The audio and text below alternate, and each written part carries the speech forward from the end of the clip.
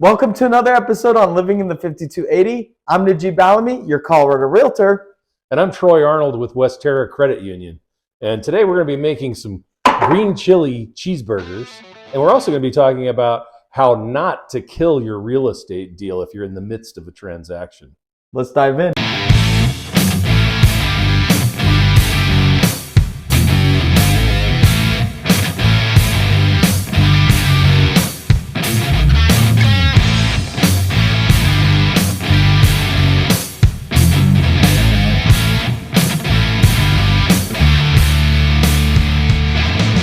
You got a radio voice, dude. To get started, we need organic grass-fed beef. And then what's this? So these are the green chilies that I just mentioned. We got these from DeSantis Farm in Pueblo. So shout out to DeSantis. But I've defrosted them and chopped them up so that we can mix them into the ground beef here. Then we got organic red onions, organic pickles, organic tomatoes, cheddar, organic lettuce, some ketchup, mustard, Montreal steak seasoning. You got to get the brioche buns. And everything works if you have the smash. You get your ground beef in the bowl, sprinkle in some of this Montreal steak seasoning, which is delicious. That stuff's the best. You probably want about a tablespoon of it in there, not too much.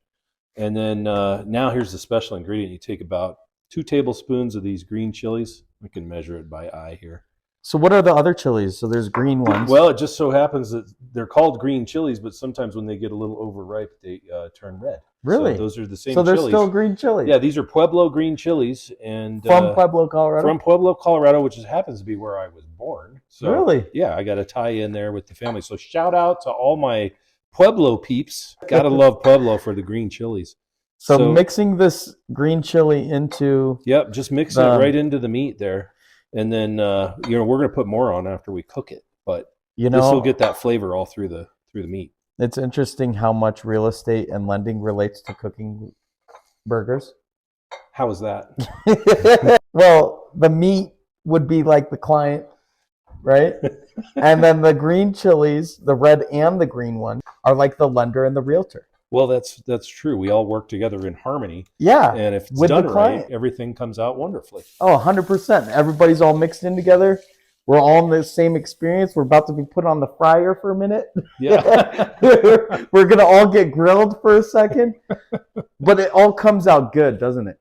That's what we're here for, is to talk about how not to kill your transaction. You work so hard to get to the point to where you've saved enough money, right, and you're ready to buy a house, and you get going with the mortgage process, and there are some things that you just shouldn't do while you're in process, because as a lender, we have a responsibility to check on your finances and how you're moving your money around and all those kinds of things. So we'll hit that here in a second. You like them about that size? Yeah, I think that size is good. That's perfect. Yeah, just a little bit bigger than a golf ball. So everything will go smoothly after pre-approval.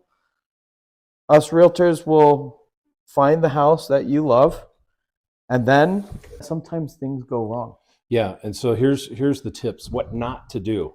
Number one, don't make any large purchases. Yeah. Because we may need to re-pull credit on the lending side.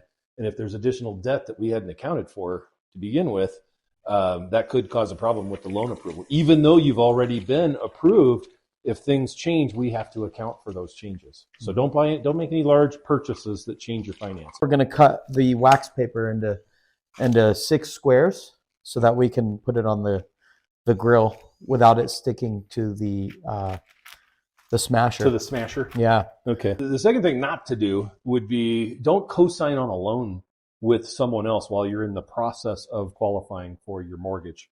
Because if you do that, we will need to account for that other payment, and it could cause a problem with your qualifying. All right, man. So we're going to put some oil on the black top. All right. Get it oiled up a little bit. Get it oiled up. Then we'll get the natural oil out of the beef here. The third thing that we should talk about not to do while you're in process for a mortgage and getting ready to close on your new home is don't change jobs or don't become self-employed. That can create a situation where the whole loan has to be reevaluated and could cause a problem. So don't get fired. Yeah, don't get fired either. Good rule of thumb. Yeah. Whether you're in process for a mortgage or not. Look at that. Nice smash. Yeah, thanks, man. Before. Thank you. I'm excited for you to try the green chilies. Tell me a little bit more about these chilies that you got, man. Yeah, all right. So we got some of the chilies on the griddle here. We're going to put those on top of the burger. So you're going to have the double chili burger. Now, if you're from Pueblo, Colorado, yeah, there's something called a slopper, which is a hamburger with green chili sauce on it. This is not a slopper per se, and that's a weird name, I realize, but they are delicious. So really?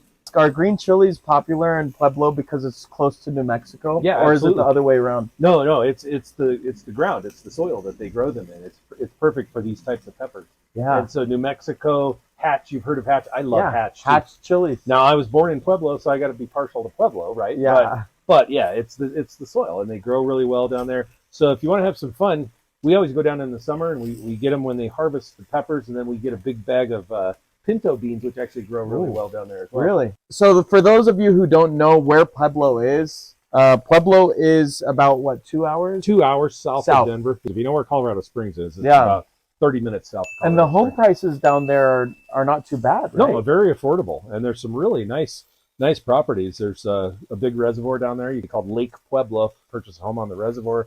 Fun to go visit, but there's also some beautiful homes around that lake. It's starting to boom down there. A lot of people are moving down there, right? Well, it's because it's very affordable, and it's a nice place to live. So, and that's going to start driving house prices up. You know, anywhere that becomes popular in Colorado is going to increase in value. Yeah, I would say if you're waiting for interest rates to come down, I would not wait, because what's going to happen when rates do come down, we'll have more people looking at homes, and the prices will go up. So let's talk about number 4. Yeah, let's do it. Fourth thing you should not do while you're waiting for your house to close and you're in process for a mortgage. Don't make large deposits into your bank account if you can avoid that. If it's not avoidable, then you're just going to have to deal with documenting what that money was. But that's one of the things that can cause frustration, because when we see a large deposit, we have to verify where that came from and the source of those funds, which can be kind of a pain. Yeah. So, like, what kind of large deposits? Like, just like a lottery ticket, or like a gift from a father? That's a great question, because one of the biggest problems that we can run into is if there's cash that gets deposited, because there is no way to document where did that come from. So if you have a lump sum of cash, sometimes we call it mattress money, where people just like to keep their money at home. Yep. And because they're doing a real estate transaction, they think, well, maybe I should put it into the bank because I'm going to need it. But when they do that, we can't use those funds because we're not able to verify where those funds actually came from. So that's probably the biggest thing, is don't deposit large sums of cash into your bank account while you're in process. Wow. So next step, we're going to take some of these grilled green chilies and pop them on top of the burgers. So do you green chili everything? Eggs? Oh, they're so good on eggs. Yeah. Huevos rancheros are so good with these. I'll introduce you to several recipes that I have made with green chilies. I can't wait. But the number one thing to make out of these is, like green chili that you put on a burrito, like the sauce. Yeah. That's what these are really good for. And so I've got a video out there with that, but I'll make it for you. Yeah, I can't wait. I wonder what the nutritional benefits of green chilies are. Do you know? Well, there are absolutely health benefits from the capsaicin that's in the peppers. And I'm sure there's got to be vitamin C in there. I mean, their peppers are one of the healthiest foods that you can eat. I heard that even spiciness, the spicy foods, yes, they can actually increase life expectancy. Yeah, you're right. Yeah, I've read that. Yeah. I'm not a doctor. We're all doctors. I do have a really great loan for doctors. And I'm you do. We'll get into that another time. But, you got some really good loans for doctors and dentists. Yeah, that's right. Yeah. Ready? Yeah. Look at that. Oh, yeah. That's, dude. How good do those look? Freaking amazing. That looks so good. I know. That looks so delicious. Wonderfully. When you're purchasing a home, you want that transaction to be as smooth as possible. Yeah. You're going to naturally have stress because you're moving and you have a big life change. So that's good stress. That's the grilling part. Yeah. The stress is the grilling part. And when you're all done with the transaction, it shouldn't have been too difficult. We don't want burned hamburgers. We don't want, spoiled foods or anything like that. So as you go through the process, we make it easy. And that's why it's good to work with professionals, and I appreciate your professionalism too. I appreciate your professionalism. It's really nice to work with people like you. Thank you, man. I really enjoy working with solid lenders who have a background and experience and knowledge, and it makes our clients' experience much more enjoyable. It does, and that's and easier. That's where the concept of lender for life comes from. Absolutely. Once you do business with us, you don't need another lender, and you don't need another realtor. Let's get the deal done. Absolutely, yeah. And let's get these burgers in our belly. Let's do it. So, Najib, before we dig in, let's talk about the fifth thing not to do when you're in process to buy a home. Do not spend the money that you have set aside for your down payment on other things like bills and so forth, because you've now changed your finances, and when we're reviewing the loan, that could cause a problem. Yep. So, yeah, don't spend your down payment money on anything else, right? Right. Keep it safe and secure in the account that you've had it in. Don't move the funds around. Yeah. And then when it's all said and done, you can finally move into your beautiful home and enjoy it. Cheers. Cheers, my friend. Mm. And that is a good green chili burger right there. Love it. Amazing. Mm. Well, there you have it. Thank you very much for tuning in to Living in the 5280. I'm Najib Alami, your Colorado Realtor.